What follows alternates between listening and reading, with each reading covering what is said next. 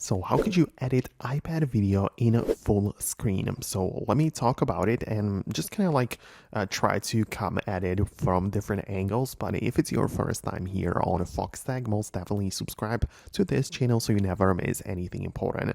So of course, you have your videos either captured by the iPad camera or imported, but most likely they are going to be in the Photos app. So you're going to get there and open up the video in a full screen as such.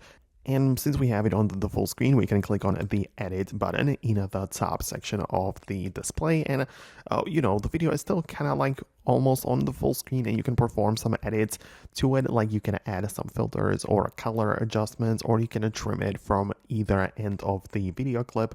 But that's essentially all that you can do within the built-in Photos app. If you want to perform more changes, you can use a third-party video editor, for example, LumaFusion or CapCut, and those apps will let you import your videos from iPad's gallery, and you will have the ability to edit them right here.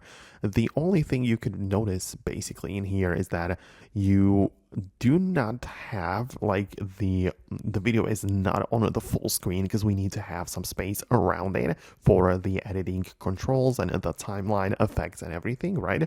So that's something that you have to pay attention to. But even within apps like CapCut, for example, you can see we have the ability to click on the full screen button. So you are like editing your videos, whatever. And if you want to preview it in a full screen, you should most definitely have that button to make the video show up in a full screen so you can properly see the file that you are working on.